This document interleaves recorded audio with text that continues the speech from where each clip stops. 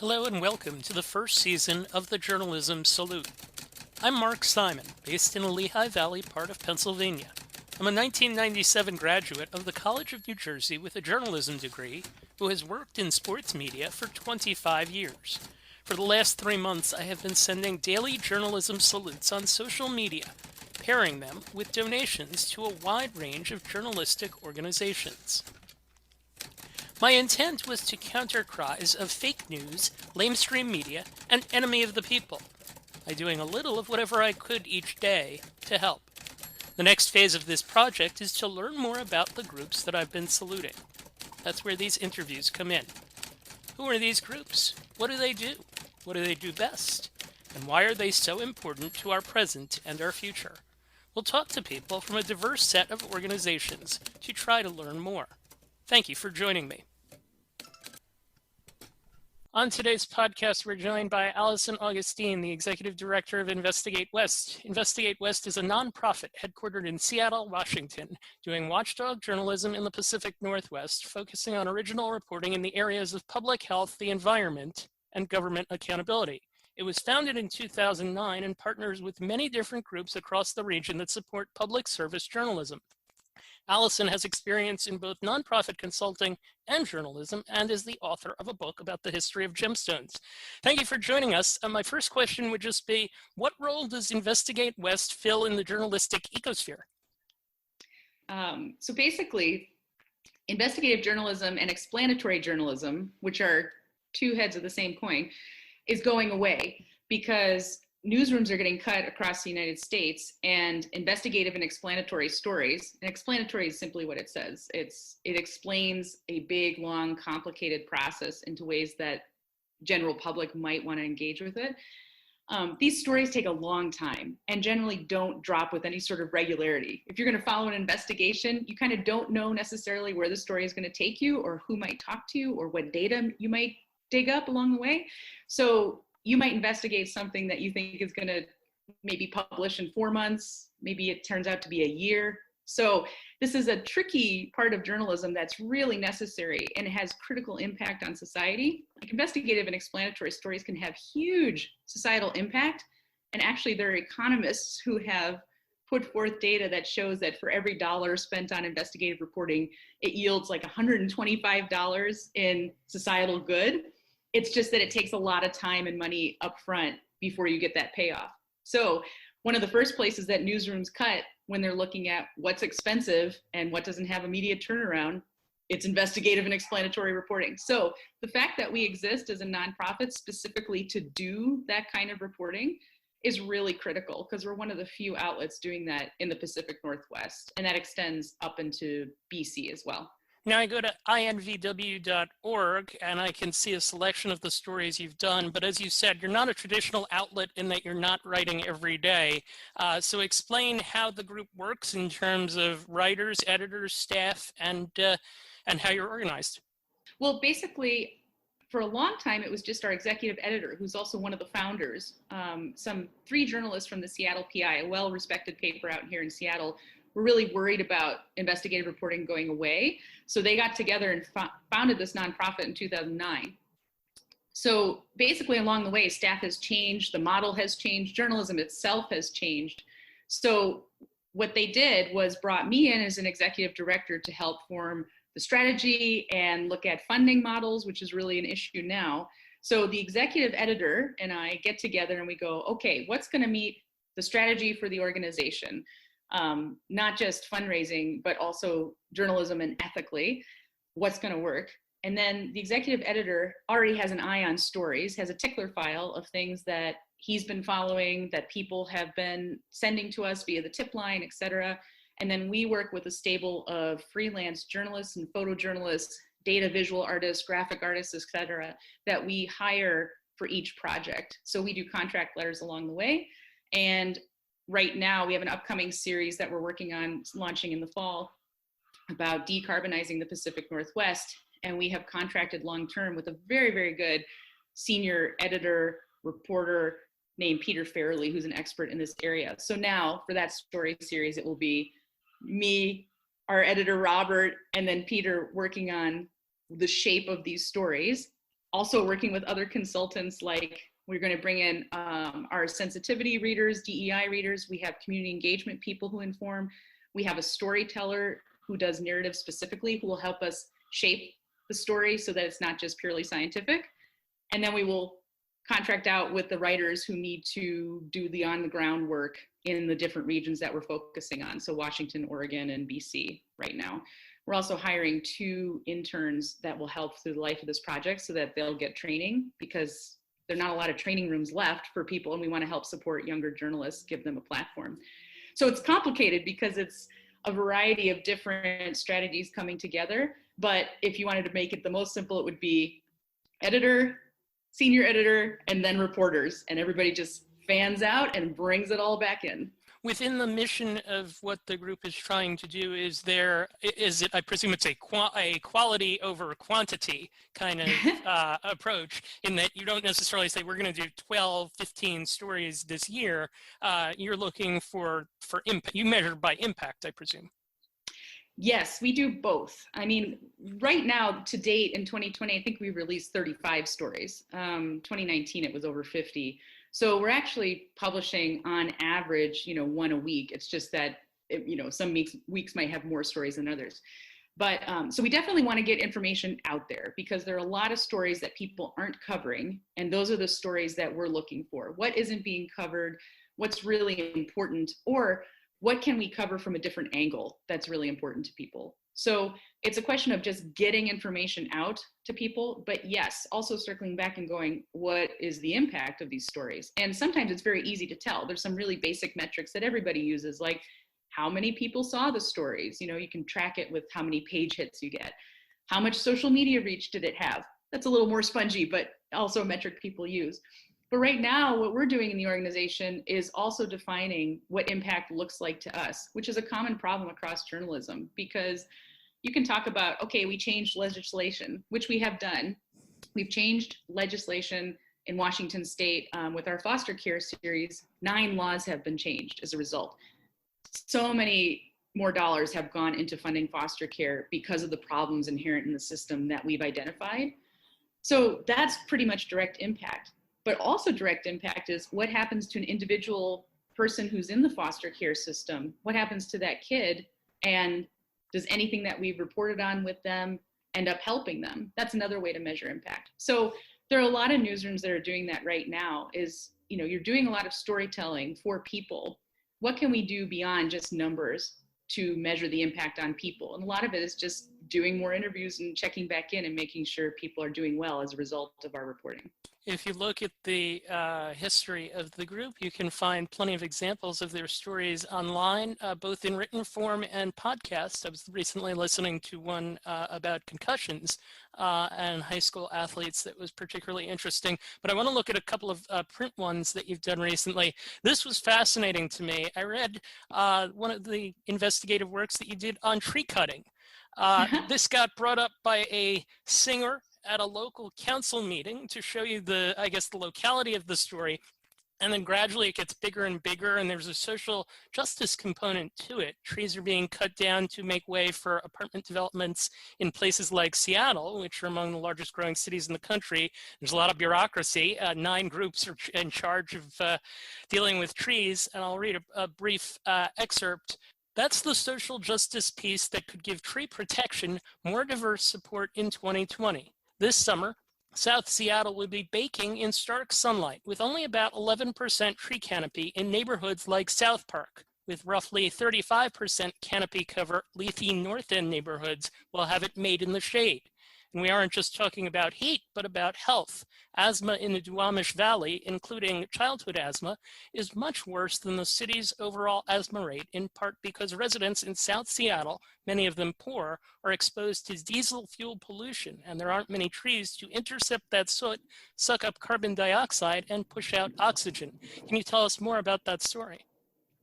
Sure. I mean, this is a good example of making connections for people who may not otherwise understand the connections. So I think in a rough sense, people understand that trees are good for the environment. they may not realize the extent to which trees are good for the environment and the extent to which old trees are good for the environment. So you can't just cut down, a 200-year-old tree in Seattle and replace it with some ornamental, say, dogwood or something, and expect it to do the same job. A lot of this region is logged, but then there's also great swaths that are untouched, and including in the city. And as those resources go away, the air gets more polluted. There's more heat sink within the cement and the cities. There's all kinds of things that happen when you cut down big trees and reduce the canopy. And it's not just impacting our city or our state, it's impacting other states as well. It's all connected, right? So you start by, talking about the woman who sang the song. She was a member of this amazing Seattle punk band called The Enemy. And so it makes sense for her to have sung something, and, her song really got the city council's attention. And we'd worked with her and talked with her because she's a huge advocate for the trees throughout the whole city. And then her video of it went viral and has garnered like 800,000 views already, because people both wanted to engage with a story like this in a way that's different, like a song. They wanted to see reaction from public officials and get their attention in a way that they might actually do something about it. And they like understanding that, hey, this is all connected, and actually it does matter when somebody cuts down a tree for an apartment building. What is the city that we want to look like, and what is the environment that we want to build for ourselves, but more importantly for future generations? So that's a story that wouldn't normally probably get covered, apart from, maybe if another paper did it as like a, community kind of fluff piece, is like, hey, this woman sang at the council. But actually what she did was really important and got their attention. And a couple of the council members have said they're going to look at creating stronger tree protection legislation in 2020. Now, we'll follow up on that story and see if it actually happens. But at least we know that we got their attention and that we've gotten the general public's attention. And so our reach on that story has been significant, and people want to know what's going to happen next. You mentioned something, that the singing, and that it kind of spiraled, this viral video. That's new. When I was in school, 1995, 1996, 1997, that sort of thing didn't exist. How closely does your group pay attention to things of that sort in order to try to come up with ideas? Well, that's a great question, because that's kind of the question that all journalism is talking about now, not just nationally, but globally. Integrating media with print. And journalism is traditionally a slower field to adopt new technologies. That's changing quite rapidly now. People are starting to figure out that, hey, hello, a lot of people are online, a lot of people are into a lot of different places. People want to see videos, they want to hear things. We're talking about a virtual reality initiative right now to talk about environment, to envision what a future globe could look like if we don't take action now. I mean, there's a lot of tools at our disposal, and there's no reason that we can't use all of them. And when there's areas that I don't recognize as well, or I don't know as much about, for example, I took a podcasting class myself, ironically enough, since I'm on this, and learned a ton about just how you craft a story through audio that goes beyond like the old radio dramas, that introduces sound elements. Podcasting allows people to listen while they're doing something else. So you have to try tactics to get people's attention. Everybody's using all of their senses all the time. And if you want to get a story out there and compete with all the other information that's out there, not just journalism, but just pure information, you have to meet people where they live. That only makes sense. And especially younger generations, if we want to encourage younger people to read or get engaged in news groups and journalism on their own terms, we have to meet them there on their own terms. So yes, it absolutely is informing our strategy of what we're doing going forward. And with that in mind, how does a story with your group go from beginning to completion? I came onto this organization 4 months ago, and I've been an avid reader of InvestigateWest before that. And I often wondered that question myself. And so what we're doing now is experimenting with what that model looks like. And the best example I can give you is in this anchor year-long series that we're doing on decarbonization that I mentioned, which is how to actually take greenhouse gases out of the environment and what we can see by 2030 to meet global environmental goals local environmental goals, and then actually take out the majority of greenhouse gases by 2050 to actually have an impact. Okay, so the way that's working right now is it's, originally it was just a concept between me and our executive editor, Robert McClure. And then we were like, okay, well, who do we actually need to help us understand the science and do the strong scientific reporting of this? And then luckily we knew Peter Farrelly, who's an excellent writer, an amazing scientific writer, and he agreed to come on for the length of this project. And so then we're like, okay, well, we've got our science, we've got our editorial ideas, we're identifying areas that we would like to focus on, such as equity, because like you just mentioned in the South Side story about the tree cutting, the Duwamish people are affected in a very different way than rich white people on the north side of Seattle are affected.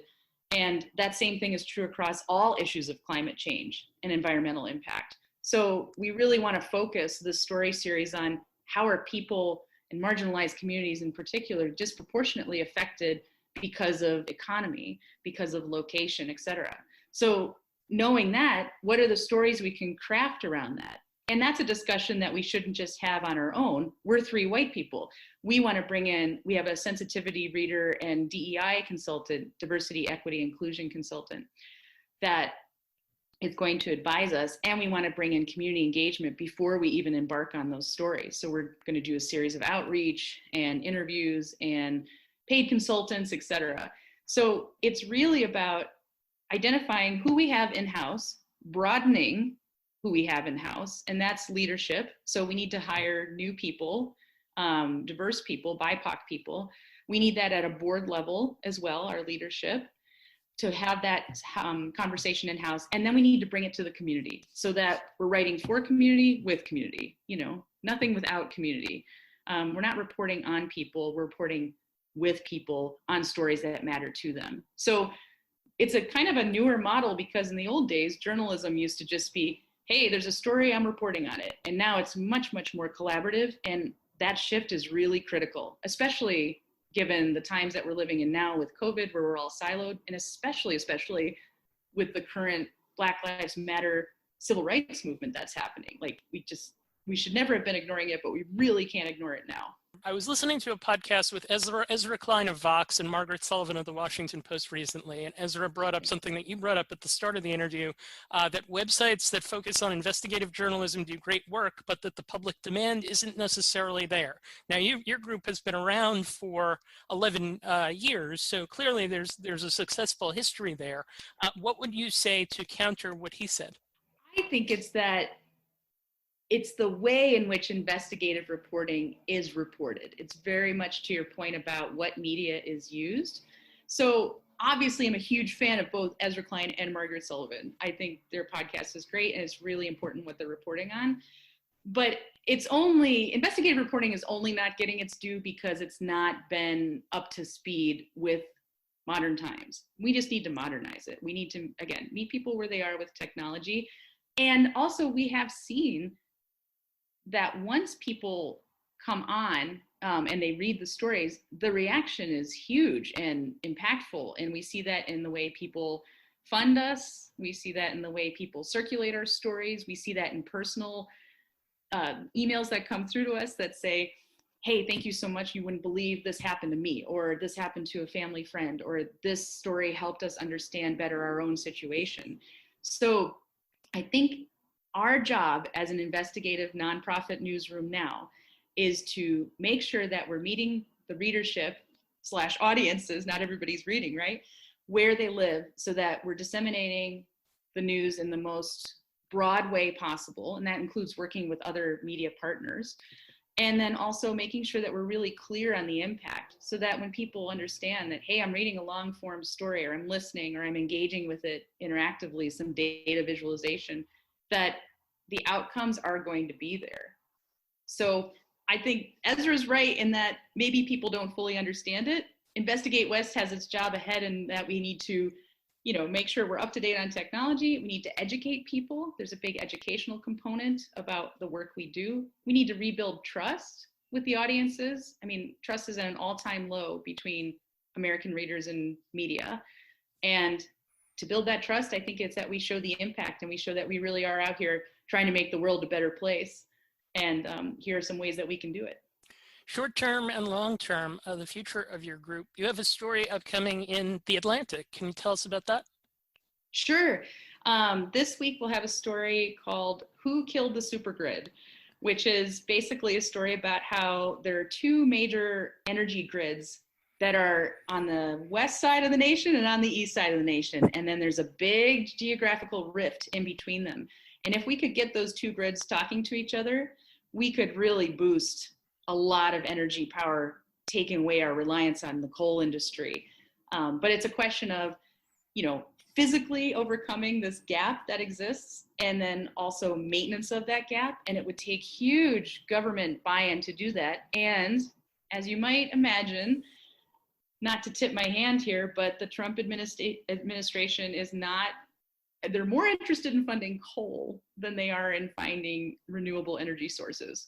And this is that story about how people started proposing this idea of, hey, we can get people free energy by boosting the signal, and we were thwarted because of a government that doesn't want us to do that. So it really shows the craziness of the politics behind this stuff, that actually we could really get ahead and make environmental progress, but politics are as much of that story as technology is. So it's really important that people not only understand the technology of how these things can physically work, but also the politicians who could both help and hinder that progress. And so then you have citizens who understand the issue and can make informed decisions and votes based on that. So that's why that story has been so wonderful to work on with The Atlantic. They've been great to work with, and will come out soon. And hopefully a lot of people will see that and understand even a little bit better, to Ezra's point, how investigative reporting or explanatory reporting can really help people make significant change. And I think that's the goal for the organization, certainly in the long-term future. All right, the last part of my show, pay it forward. What advice do you have for aspiring journalists when it comes to investigative work? And what journalism organizations would you like to salute? So for aspiring investigative journalists, I think you got to get your hands on everything. I think you've got to read everything. Anyone who wants to write, you have to read everything all the time. And read broadly, read outside of your reach, outside of your comfort zone. People are doing a lot of different things with narrative, but also with structure and form that might inform your work. And then get some real world experience with it. Take internships, try to find people who will mentor you, read a book about investigative reporting. We've got a great board member named Brant Houston who just released his 7th edition, I think it is, of the Investigative Reporter's Handbook. That thing is broadly read. And then I would salute a local group we have here called the South Seattle Emerald, which is not an investigative group, but is an excellent South Side community paper that is really engaged with the community, talking about issues that matter to the people, and then working with other groups. Like us, we have partnered on stories to share the distribution, to make sure that everybody is getting access to information in an equitable way. So they're doing great work, and I'm really pleased that we've been able to work with them in the past and then hopefully more in the future. It sounds like your organization is doing great work as well. Allison, thank you for taking the time to join us.